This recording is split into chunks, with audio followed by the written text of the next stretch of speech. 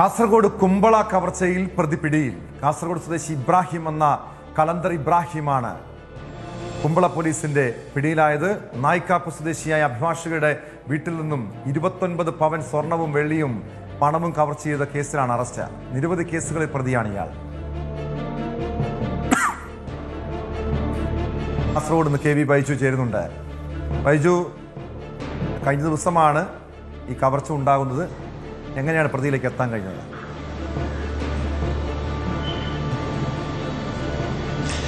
തീർച്ചയായും ടോമെ, കഴിഞ്ഞ ഞായറാഴ്ച ആണ് ഈ കവർച്ച ഉണ്ടായത്. അതായത് അഭിഭാഷികയായ ചൈത്ര എന്ന് പറയുന്നവരുടെ വീട്ടിൽ ടോം സൂചിപ്പിച്ചതുപോലെ തന്നെ 29 പവൻ, അതോടൊപ്പം വെള്ളി, പിന്നെ പണം, ഇങ്ങനെ വലിയ കവർച്ചയായിരുന്നു, വൻ കവർച്ചയായിരുന്നു. ഈ കവർച്ചയിലാണ് ഇപ്പോൾ 6 ദിവസം കൊണ്ട് തന്നെ പ്രതിയെ പിടികൂടാൻ സാധിച്ചത്.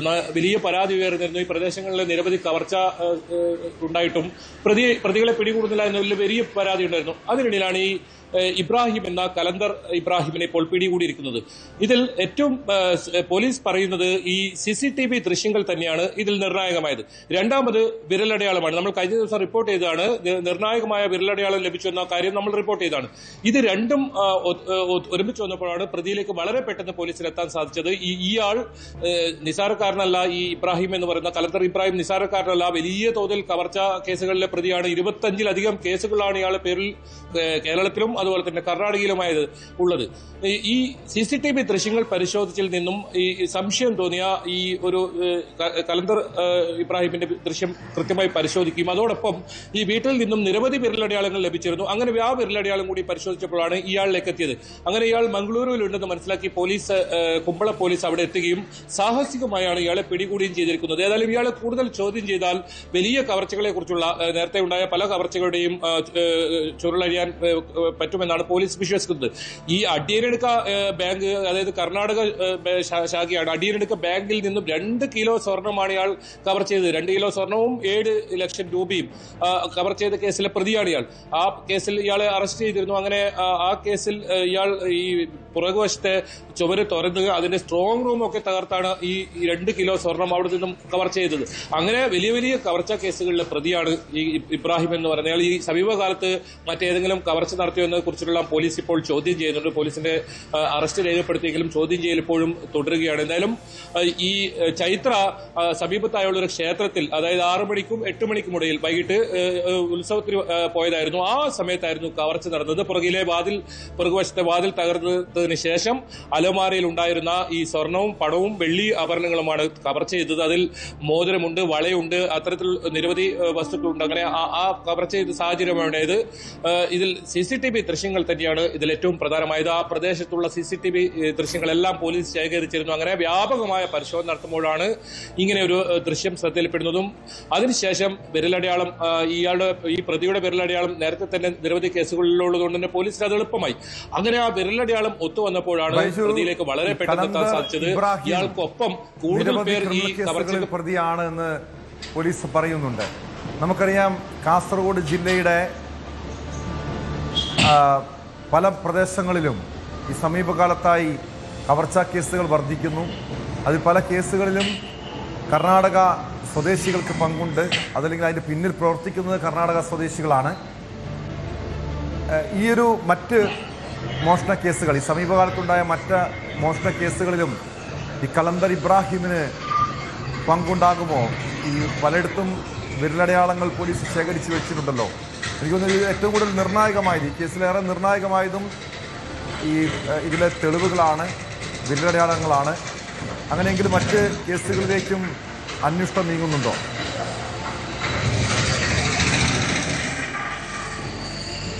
തീർച്ചയായും ടോം, അതാണ് ഞാൻ നേരത്തെ സൂചിപ്പിച്ചത്. അതായത് നിരവധി കവർച്ചാ കേസുകൾ ഈ സമീപകാലത്തായിട്ട് ഉണ്ടായിട്ടുണ്ട്. ഈ കലന്തർ കലന്തർ ഇബ്രാഹിമിന്റെ കാര്യത്തിലേക്ക് വന്നാൽ ഇയാളുടെ രീതി എങ്ങനെ? ഇയാൾ കർണാടക സ്വദേശിയാണ്. കർണാടകത്തിലാണ് ഇയാൾ സ്വദേശമെങ്കിലും കാസർഗോഡ് ജില്ലയിലെ കാസർഗോഡ് അതുപോലെ തന്നെ കുമ്പള, ഈ 2 പോലീസ് സ്റ്റേഷൻ പരിധികളിലെ വിവിധ സ്ഥലങ്ങളിലെ ക്വാർട്ടേഴ്സുകളിൽ ഇയാൾ മാറി മാറി താമസിക്കുകയായിരുന്നു. അങ്ങനെ ഓരോ സ്ഥലത്തും താമസിച്ച് അവിടെയുള്ള സമീപ പ്രദേശങ്ങളിലുള്ള വീടുകൾ നോക്കി വെച്ച് അങ്ങനെ കവർ ചെയ്യുന്നതാണ് ഇയാളുടെ രീതി. ഒരുപക്ഷെ ഈ അഭിഭാഷക ചൈത്രയുടെ വീടിന് സമീപത്ത് ഇയാൾ ക്വാർട്ടേഴ്സിൽ നിന്നിട്ടുണ്ടാവാം, ആ വീട് നിരീക്ഷിച്ചിട്ടുണ്ടാവാം, അവർ അവിടെ ഇല്ല എന്ന് കൃത്യമായി മനസ്സിലാക്കിയതിന് ശേഷമായിരിക്കും ഈ കവർച്ച നടത്തിയത്. അങ്ങനെ ടോം സൂചിപ്പിച്ചതുപോലെ തന്നെ ശാസ്ത്രീയ തെളിവ് ഇതിൽ വളരെ പ്രധാനമാണ്. വിരലടയാളം ഇതിൽ നിർണായകമായി എന്ന് തന്നെ പറയേണ്ടി വരും. അത് കഴിഞ്ഞ ദിവസം നമ്മൾ റിപ്പോർട്ട് ചെയ്തതാണ്. കാരണം ഇതിൽ ഒരുപാട് ഒന്നിലധികം വിരലടയാളം ലഭിക്കുന്ന സാഹചര്യം ഉണ്ടായിരുന്നു. അങ്ങനെ ആ വിരലടയാളത്തിൽ കേന്ദ്രീകരിച്ച് നടത്തിയ ഫോറൻസിക് പരിശോധനയിൽ നടത്തിയ ഇതിലാണ് കൃത്യമായി ഈ ഇബ്രാഹിം കലന്തറിലേക്ക് എത്താൻ സാധിച്ചത്. ഇയാളെ സംബന്ധിച്ചിടത്തോളം കൂടുതൽ കവർച്ച കേസുകളിൽ ഇനി ഇയാൾ പ്രതിയായിട്ടുണ്ടെന്ന് തന്നെയാണ് പോലീസ് മനസ്സിലാക്കുന്നത്. 25 കേസ് നിലവിലുണ്ട്. അത് കാസർഗോഡ് ജില്ലയിൽ മാത്രമല്ല കർണാടകയിലുമുണ്ട്. അത് വൻ കവർച്ചകളാണ്, വലിയ കവർച്ചയാണ്. നേരത്തെ പറഞ്ഞതുപോലെ തന്നെ 2 കിലോ സ്വർണമാണ് ഈ ബാങ്കിൽ നിന്നും ഇയാൾ കവർ ചെയ്തത്. അങ്ങനെ വലിയ തോതിലുള്ള കവർച്ച കേസുകളിൽ പ്രതിയാണ് ഇയാൾ. അതുകൊണ്ട് തന്നെ ഇപ്പോൾ സമീപകാലത്തായി കാസർഗോഡ് ജില്ലയുടെ പ്രത്യേകിച്ച് മഞ്ചേശ്വരം, കുമ്പള ഈ 2 പോലീസ് സ്റ്റേഷൻ പരിധികളിൽ നിരവധി കവർച്ചകളാണ് നടന്നത്, നിരവധി കവർച്ചാ ശ്രമങ്ങളാണ് നടന്നത്. അതിലൊന്നും പ്രതികളെ പിടികൂടാൻ സാധിച്ചിട്ടില്ല. വലിയ വിമർശനം ഉയർന്നിരുന്നു. അതായത് 31 പവൻ ഉൾപ്പെടെ കവർച്ച, വലിയ കവർച്ച നടന്നിരുന്നു. പലതും ഇത് ആളില്ലാതെ വീടുകൾ കേന്ദ്രീകരിച്ച് ഈ ഒരു കവർച്ച ചെയ്ത് ഇയാളുടെ ഈ രീതി തന്നെയായിരുന്നു അതിലുണ്ടായിരുന്നത്. അതുകൊണ്ടാണ് പോലീസ് ഇയാളെ കൃത്യമായി ചോദ്യം ചെയ്യുന്നത്. അത് മാത്രമല്ല, ഇയാൾക്കൊപ്പം ഒരു സംഘം, ഒരു കൂട്ടാളികൾ തന്നെ ഉണ്ടെന്നാണ് പോലീസ് പറയുന്നത്. അങ്ങനെയെങ്കിൽ അവരെ കണ്ടുപിടിക്കാനും അവർ കൂടുതൽ ആരൊക്കെയാണ് എന്നുള്ളത് പോലീസിനെ കണ്ടെത്തേണ്ടതുണ്ട്. അങ്ങനെ അവരെ കേന്ദ്രീകരിച്ചും ഈ ചോദ്യം ചെയ്യൽ തുടരുന്നുണ്ട്. ഈ ചോദ്യം ചെയ്യലിൽ കൂടുതൽ വിവരങ്ങൾ ലഭിക്കുന്നതനുസരിച്ച് അത്തരം പ്രതികളിലേക്ക് പോലീസ് കടക്കും. അതേതായാലും ഇപ്പോഴും ചോദ്യം ചെയ്യൽ തുടരുകയാണ്. ഇന്നലെ രാത്രിയോടുകൂടിയാണ് ഇയാളെ കസ്റ്റഡിയിലെടുക്കാൻ സാധിച്ചത്. ഇന്ന് രാവിലെയോടുകൂടിയാണ് കാസർഗോഡ് എത്തിച്ചത്. ഇപ്പോൾ എയർ ക്യാമ്പിലാണ് ഇയാളെ ചോദ്യം ചെയ്യുന്നുള്ളത്. കൂടുതൽ ചോദ്യം ചെയ്യലിൽ ഇത്തരത്തിൽ നിർണായകമായ വിവരങ്ങൾ ലഭിക്കും. പല കവർച്ചകളുടെ തുമ്മുണ്ടാക്കാൻ സാധിക്കും എന്നാണ് പോലീസ് പ്രതീക്ഷിക്കുന്നത്. ഒരു വീട്ടിൽ നിന്നും, ഒരു അഭിഭാഷകയുടെ വീട്ടിൽ നിന്നും വലിയൊരു കവർച്ച നടക്കുന്നു.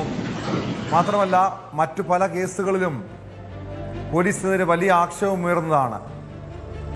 ഈ കാസർഗോഡ് ജില്ലയിൽ കവർച്ചാ പരമ്പര തന്നെ നടന്നിട്ടും മോഷണം തുടർക്കഥയായിട്ടും പോലീസ് അനങ്ങാപ്പാറ നയം സ്വീകരിക്കുന്നു, ഒരു നടപടിയും സ്വീകരിക്കുന്നില്ല എന്നൊരു ആക്ഷേപം ഉയർന്നിരുന്നു. പക്ഷെ എന്തായാലും ആശ്വാസകരമായിട്ടുള്ള കാര്യം, കുമ്പള കവർച്ചാ കേസിൽ പ്രതിയിലേക്ക് പോലീസ് എത്താൻ കഴിഞ്ഞു, പ്രതിയെ പിടികൂടാൻ കഴിഞ്ഞു എന്നതാണ്. മറ്റ് കേസുകളിലേക്കും അങ്ങനെയെങ്കിൽ ഇതിൻ്റെ പിന്നാലെ പോയ മറ്റ് കേസുകൾക്കും തുമ്പുണ്ടാക്കാൻ കഴിയുമെന്ന പ്രതീക്ഷ അന്വേഷണ സംഘത്തിനുണ്ടോ?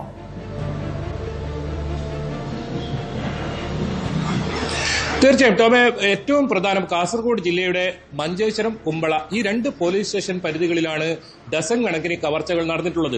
അത് ഏറ്റവും കൂടുതൽ ഈ നേരത്തെ സൂചിപ്പിച്ചതുപോലെ തന്നെ ഇതേ പാറ്റേൺ ആണ്. അതായത് അടച്ചിട്ട വീട് കൃത്യമായി നിരീക്ഷിച്ച് കവർച്ച നടത്തുന്ന ഒരു രീതി, അവിടെ സ്വർണം അല്ലെങ്കിൽ പണം ഉണ്ട് എന്ന് കൃത്യമായി മനസ്സിലാക്കുന്ന രീതിയിലാണ്. അതും അലുമാരകളിൽ സൂക്ഷിച്ച ഇതേ രീതിയാണ് എല്ലാ കവർച്ചകളും നടന്നിട്ടുള്ളത്. അതിൽ 30 പവൻ, നേരത്തെ പറഞ്ഞതുപോലെ തന്നെ 30 പവൻ കവർച്ച ചെയ്ത കേസുണ്ട്. അങ്ങനെ നിരവധി കേസുകളുണ്ട്. ഇതിലൊന്നും പ്രതികളെ പിടികൂടാൻ സാധിച്ചിട്ടില്ല. ഒരുപക്ഷെ ഈ കലന്തർ ഇബ്രാഹിമിനെ ചോദ്യം ചെയ്യുന്നതിലോടുകൂടി ഇത്തരം കേസുകൾ ഇയാളുടെ കൂട്ടാളികളാണോ എന്ന സംശയം പോലീസിനുണ്ട്. അതുകൊണ്ട് തന്നെയാണ് ഇയാളെ വിശദമായി ചോദ്യം ചെയ്യുന്നത്. ഈ കേസുകളിൽ കൂടുതൽ കേസുകളിൽ തുമ്മുണ്ടാക്കാൻ സാധിക്കും എന്ന് തന്നെയാണ് പോലീസ് പ്രതീക്ഷിക്കുന്നത്. ഏതായാലും ഈ ചൈത്രയുടെ കേസിലേക്ക് വന്നാൽ നമുക്കറിയാം, നമ്മൾ നേരത്തെ സൂചിപ്പിച്ചത് ഒരു 6 മണിക്കും 8 മണിക്കും ഇടയിൽ, അതായത് വലിയ രാത്രിയൊന്നുമല്ല ഈ കവർച്ച നടക്കുന്നത്. അങ്ങനെയുള്ള ഒരു സമയത്ത് നടന്ന കവർച്ചയാണ്. പോലീസിനെ സംബന്ധിച്ചിടത്തോളം വലിയ തോതിൽ പ്രതിരോധത്തിലാക്കിയ ഒരു കേസാണിത്. കാരണം ഇതിൽ പ്രതിഷേധവുമായി നാട്ടുകാർ രംഗത്തെത്തുന്ന സാഹചര്യം തന്നെ ഉണ്ടായിരുന്നു. നേരത്തെ ഉണ്ടായ കവർച്ചകളെല്ലാം രാത്രിയാണെങ്കിലും ഇത് ഒരു 6 മണി 8 മണിക്കും ഇടയിൽ നടന്നൊരു കവർച്ചയായതുകൊണ്ട് തന്നെ അവിടെ ഒരു ക്ഷേത്രത്തിലെ ഉത്സവം നടക്കുന്ന സമയത്ത് കൃത്യമായി മനസ്സിലാക്കി ഇയാൾ അവിടെ കവർച്ച നടത്തിയതാണ്. ഈ സമീപ പ്രദേശങ്ങളിൽ, ഇത്തരം വീടുകളുടെ സമീപ പ്രദേശങ്ങളിൽ വാടക ക്വാർട്ടേഴ്സുകളിൽ താമസിക്കുക, അവിടെ നിരീക്ഷിക്കുക, പിന്നീട് അവിടെ കവർച്ച നടത്തുക, അവിടെ നിന്നും ക്വാർട്ടേഴ്സ് മാറി മറ്റൊരു സ്ഥലത്തേക്ക് പോവുക, ഇങ്ങനെ ഒരു രീതിയാണ് ഇയാളുടേത്. ഏതായാലും 25 കേസുകൾ നിലവിൽ ഇയാൾക്കെതിരെ ഉണ്ട്. അതെല്ലാം വലിയ കവർച്ചകൾ തന്നെയാണ്. അത് കർണാടകത്തിലും കേരളത്തിലുമായി ഉണ്ട്. ഇയാൾ കർണാടക സ്വദേശിയാണ്. നേരത്തെ പറഞ്ഞതുപോലെ തന്നെ കർണാടക സ്വദേശിയാണ്. മാത്രമല്ല ഇയാൾ ഒറ്റയ്ക്കല്ല ഈ കവർച്ച നടത്തിയെന്ന് പോലീസ് പറയുന്നുണ്ട്. കാരണം ഒന്നിലധികം വിരലടയാളം ഇവിടുന്ന് ലഭിക്കുന്ന സാഹചര്യം ഉണ്ടായിരുന്നു. അങ്ങനെയെങ്കിൽ അത് ആരാണ്, ഇയാളുടെ കൂട്ടാളികൾ ആരാണ്, അവരെ കേന്ദ്രീകരിച്ചും അന്വേഷണം നടക്കുന്നുണ്ട്. ഏതായാലും സമീപ കാലത്തായി 12-ലധികം കവർച്ചകൾ നടന്നു. അതിൽ പലതിലും പ്രതികളെ പിടികൂടാൻ കഴിയാത്ത സാഹചര്യം ഉണ്ടായിരുന്നു. ഇതെല്ലാം സ്വർണം, പണം, ഇങ്ങനെ അലുമാരയിൽ സൂക്ഷിച്ചിരുന്ന ആണ് കവർച്ച ചെയ്തിരുന്നത് വീട് കുത്തിത്തുറന്ന് തന്നെയായിരുന്നു. അത് ഇരുചക്ര വാഹനത്തിൽ വന്ന് തന്നെയായിരുന്നു കവർച്ച നടന്നത്. ഈ കേസിലേക്ക് വന്നാലും ഇതും ഒരു ഇരുചക്ര വാഹനത്തിൽ വന്നാണ് ഇയാൾ കവർച്ച നടത്തിയത്. അതിൽ ആ ദൃശ്യം നിർണായകമായി. അതോടൊപ്പം ടോം പറഞ്ഞതുപോലെ തന്നെ ശാസ്ത്രീയമായ തെളിവുകൾ, വിരലടയാളം അതിൽ ഏറ്റവും പ്രധാനമാണ്. അതിൽ ഇനി ഏറ്റവും പ്രധാനം ഇതിൽ ഒന്നിലധികം വിരലടയാളം ലഭിച്ചിട്ടുണ്ട്. ആരുടെയൊക്കെയാണ്, ഇനി എത്ര സംഘമാണ് ഇവർ ഈ കവർച്ച നടത്താൻ എത്തിയത്, കൂടുതൽ കേസുകൾ കാസർഗോഡ് ജില്ലയിൽ നിന്ന് റിപ്പോർട്ട് ചെയ്തത്, അതോടൊപ്പം മറ്റ് ജില്ലകളിലും കർണാടകത്തിലുമുള്ള കേസുകൾ അതിന് തുമുണ്ടാക്കാൻ കഴിയുമോ, അതാണ് ഏറ്റവും പോലീസ് നോക്കുന്നത്. ഇയാളെ കൂടുതൽ വിശദമായി ചോദ്യം ചെയ്യുന്നുണ്ട്. മാത്രമല്ല ഇയാളെ ഇനി അറസ്റ്റ് ചെയ്ത് കോടതിയിൽ ഹാജരാക്കിയ ശേഷം കസ്റ്റഡിയിൽ ആവശ്യപ്പെട്ട് പോലീസ് അപേക്ഷ നൽകുമെന്നും അറിയിച്ചിട്ടുണ്ട്. ഇതിൽ ഇനി തെളിവെടുപ്പ് ഉൾപ്പെടെ നടപടിക്രമങ്ങൾ നടത്താനുണ്ട്. ഈ കവർച്ച ചെയ്ത സ്വർണം കണ്ടെത്താൻ കഴിഞ്ഞിട്ടുണ്ടോ എന്ന് ഏതായാലും വ്യക്തമായിട്ടില്ല. അത് പോലീസിന്റെ ഭാഗത്ത് ഇനി അറിയാനുണ്ട്. ഈ വീട്ടിൽ നിന്നും കവർച്ചത് സ്വർണം കൂടുതൽ കൂട്ടാളികളുണ്ടോ, കൂടുതൽ പേർക്ക് ഈ കേസിൽ പങ്കുണ്ടോ?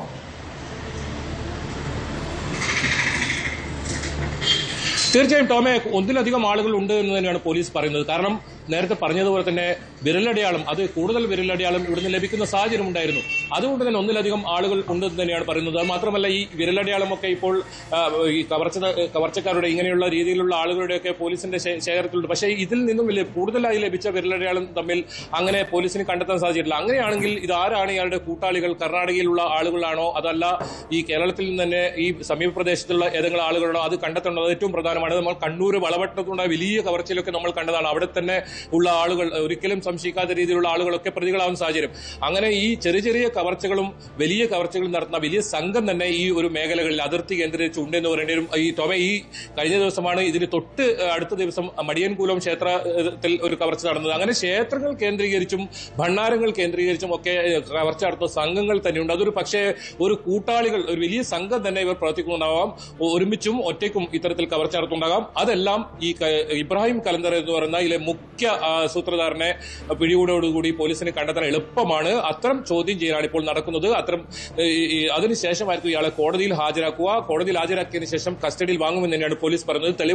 തെളിവെടുപ്പ് ഉൾപ്പെടെയുള്ള നടപടികൾ അതിനുശേഷമായിരിക്കും നടക്കുക. ഇനി ഈ ചൈത്രയുടെ വീട്ടിലേക്ക് ഇയാളെ എത്തിക്കേണ്ടതുണ്ട്. ഏത് രീതിയിലൊക്കെയാണ് ഇയാൾ കവർച്ച നടത്തിയതെന്ന കാര്യങ്ങൾ പരിശോധന നടത്തേണ്ടതുണ്ട്. അത്തരം തെളിവെടുപ്പ് നടത്തേണ്ടതുണ്ട്. അത്തരം നടപടികളിലേക്ക് പോലീസിന് കടക്കേണ്ടതുണ്ട്. അതിനു മുമ്പ് ഏറ്റവും പ്രധാനം, ഇതിൽ എത്ര ആളുകൾ ഈ കവർച്ച സംഘത്തിലുണ്ടായിരുന്നു, ഇവർ ഏതൊക്കെ നേരത്തെ കേസുകളിൽ ഇവർ ഉൾപ്പെട്ടിട്ടുണ്ടോ, മറ്റേതെങ്കിലും കവർച്ചകളിൽ ഇതുവരെ തെളിയിക്കപ്പെടാൻ കഴിയാത്ത പല കവർച്ചകളുമുണ്ട്, അതിൽ ഏതെങ്കിലും ഇവർ ഉൾപ്പെട്ടിട്ടുണ്ടോ, അത്തരം കാര്യങ്ങളാണ് ഇപ്പോൾ പോലീസ് ചോദിച്ചറിയുന്നത്. യെസ്, വ്യക്തമാണ്. കാസർഗോഡ് നിന്ന് KV ബൈജു ആണ് വിവരങ്ങൾ നൽകിയത്. കൂടുതൽ വാർത്തകൾക്ക് News 18 Keralam YouTube channel subscribe ചെയ്യുക.